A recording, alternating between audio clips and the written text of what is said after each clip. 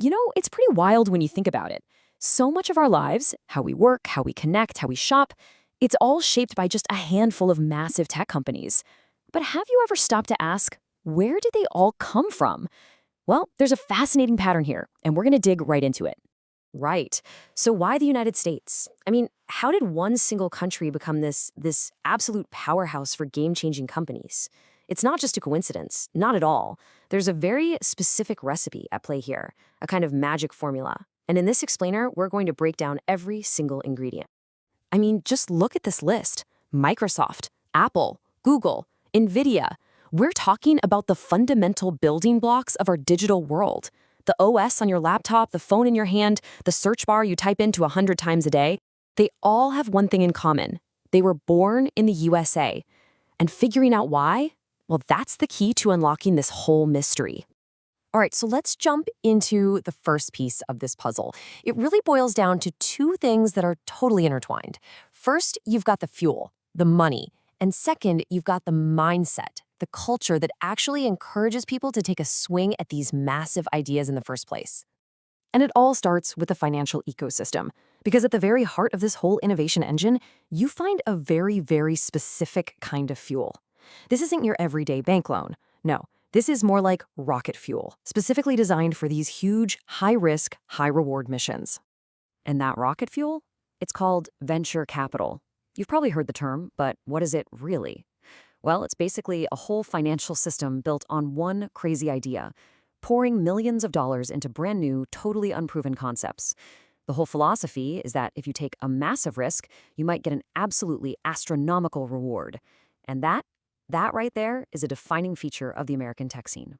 And this is where you see a huge difference compared to the rest of the world. In the US, you have these investors, these VCs, who are actively hunting for the next unicorn, a startup that could be worth $1 billion. They're looking for that moonshot. But elsewhere, banks are way more conservative. They want to see years of profit, a proven track record. And for a brand new disruptive idea, well, that's a total non-starter. But look, money is only half the story. It's crucial, for sure, but all the cash in the world is useless without the right culture to go with it. You need a place that doesn't just tolerate failure, it almost celebrates it as part of the journey. And that, my friends, is the other half of the secret sauce. I mean, this quote really hits the nail on the head. In the American tech world, failure is just seen as a stepping stone. Now think about that for a second. In so many other cultures, if your business goes bankrupt, it's a huge stigma, a source of shame. But in a place like Silicon Valley, it can almost be a badge of honor. It proves you were ambitious, you took a big swing, and you learned some really tough lessons you can use for the next big idea.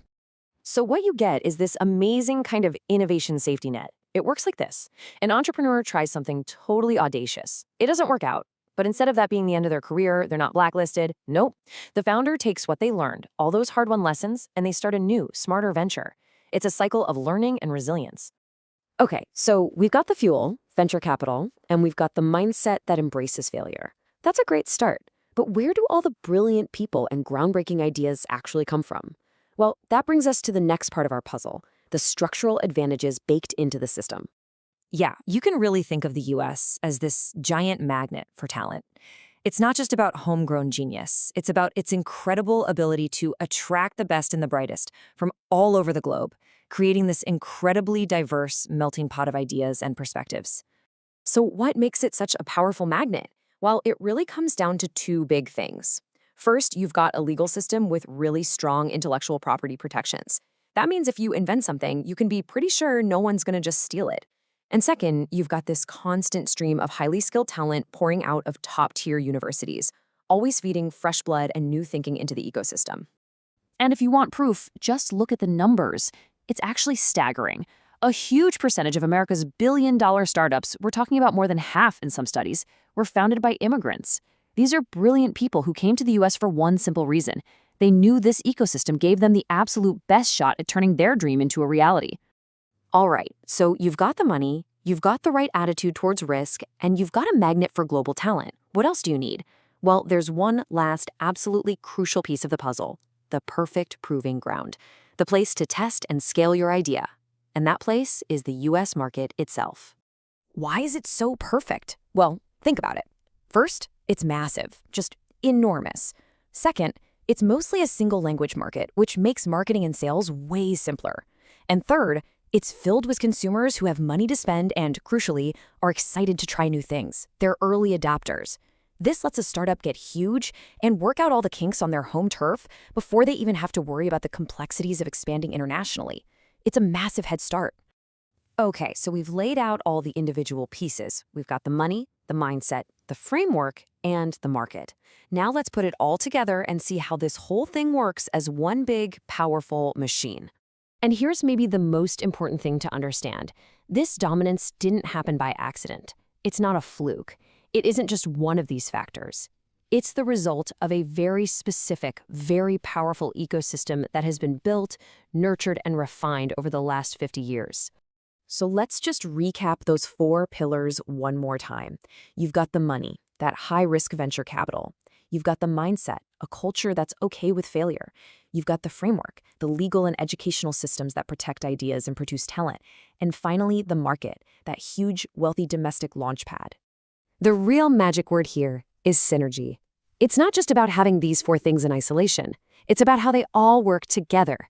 The money finds the talent from the universities, the culture encourages that talent to take risks, and the market gives them a place to succeed. They all feed off each other, creating this perfect storm for disruption and growth.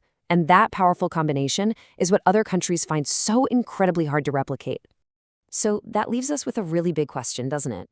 This amazing ecosystem, primarily built in the US, has driven global innovation for the last half-century. But the world is always changing. So what's next? What will the next great innovation ecosystem look like? And maybe the biggest question of all, where is it going to be built? The answer to that is probably going to define the next 100 years.